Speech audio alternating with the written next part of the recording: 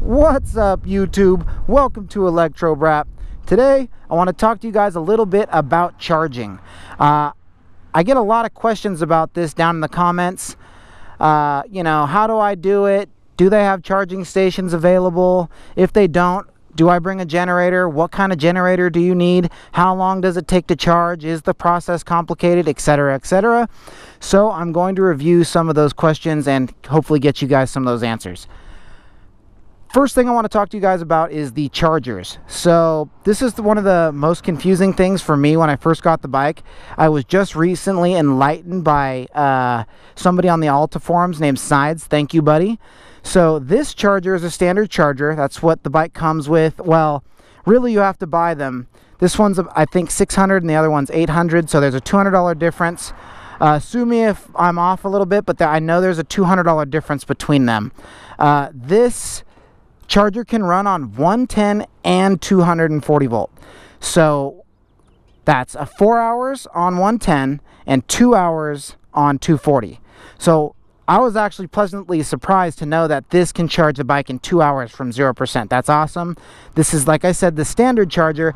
They actually have the rapid charger or the fast charger.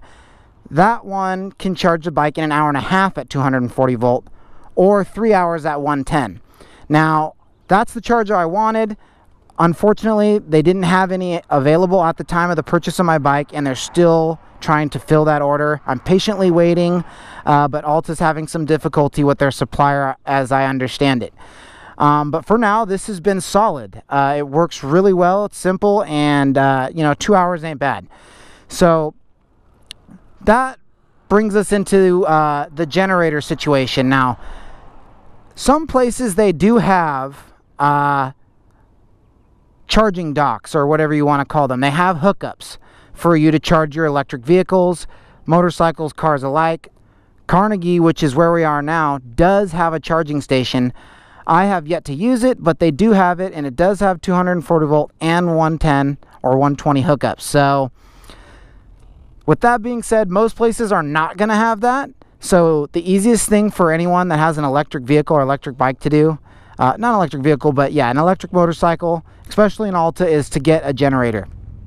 Alta recommends that you get a 4,000 watt generator. That's exactly what I have here. This is the Predator 4000. I mean, it's right on the ragged edge of what you would consider acceptable, but this generator should no problem power both the regular charger and the rapid charger. I know it works with this one, obviously, but it should be just fine for the rapid charger as well. This is a cheap charger I got at Harbor Freight. If you have more money to spend, I would do that, because a Honda generator in this, you know, if you spend some money on it, it's a lot quieter. This thing's pretty noisy, but it's cheap and it works well.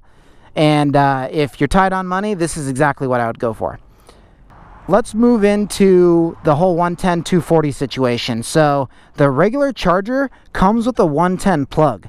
But if you want to run 240 on it, you need this adapter that's going to adapt the 240 down to the regular 110 outlet, and then you'll be able to get that faster charging capability out of the standard charger. If it was the rapid charger, it would be the opposite. The rapid charger has the 240 plug on it, and if you want to get the slow charging capability out of it, you'd have to reduce that down to a 110.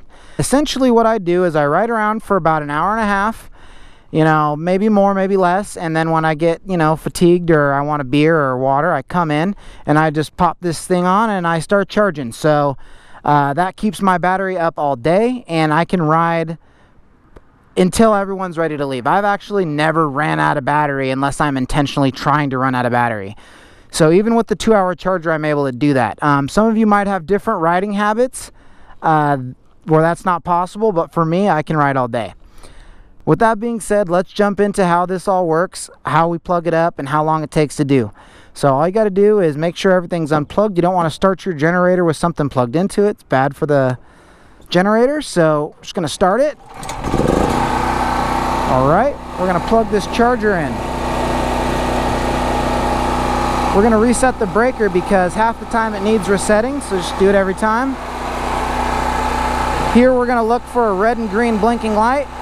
I'm sure you probably can't see that, but it is on. I'm going to grab this doohickey here, bring it on over to the bike, flip this up. Here's the charging port, which is sealed for watertight reasons.